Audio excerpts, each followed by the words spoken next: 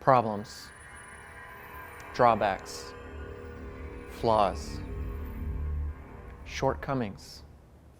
Turn what people think is a weakness into a strength with today's video about how to make great problems content for your inbound marketing efforts.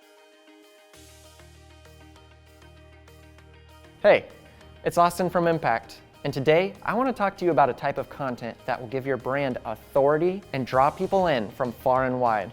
Today, we're going to go over how to identify a problem with your product or service, how to find the right angle of how to talk about it, and how to show a solution.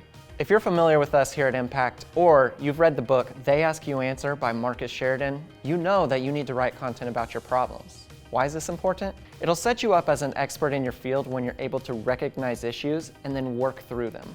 It also helps build trust in your brand because you are the one giving people the truth.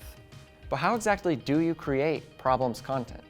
First, you have to identify your problems. Now, these aren't necessarily problems about you or your business specifically, so don't be going out there saying, well, our repair person's pretty slow and they take a lot of breaks and honestly, they're pretty rude, so that's a problem. No. If you have problems like that, that's something you need to get solved for yourself ASAP. What we're talking about today is problems or drawbacks about what it is that you sell. There's no product or service that's going to be a perfect fit for everyone. So addressing the things that some people could find an issue or a problem, that's really important. It helps build trust in your business as a source people can reach out to when they need help, because you're not afraid to hand out the truth. So if an aspect of something you sell could affect a buyer's experience in a way that someone might see as negative, you found yourself a problem, my friend. Maybe one of the brands of the dishwashers that you sell needs to be maintained more than others. Or maybe you're a law firm and the type of case that someone is asking about, it takes a long time to work its way through the system. See, not about you, but about what you're selling. Second, we have to find our angle. There are a million different ways that you could address these problems to build trust with your current customers and to even draw new customers in who are looking for help online with some of their problems.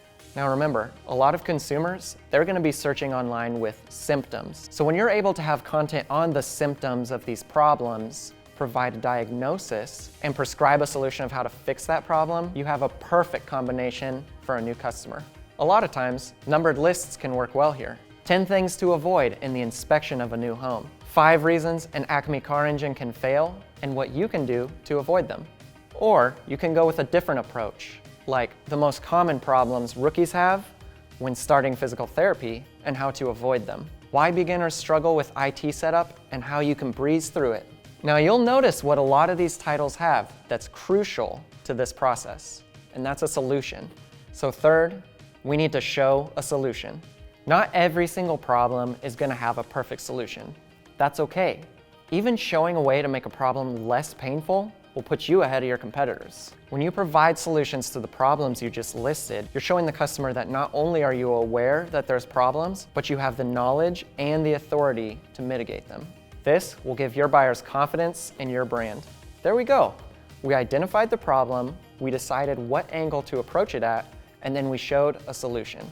That's a great start to creating problems content and earning the trust of your buyers. Big thing to note here though, when you're in the business of building trust, do not trash your competition. So remember that the problems content you create should always be problems with what you offer in your industry. In other words, just keep it unbiased. It can be a little bit scary writing about the problems of your own product or service. But just remember at the end of the day, you're helping someone make a choice that's right for them. Do you have a different standard that you and your business use when addressing problems? If you do, let us know down in the comments. And while you're down there, you might as well give us the little like and subscribe. Get some more great inbound tips in your feed. Be fearless in your content and give the people what they ask for. Inform, educate, and solve problems. See you next time.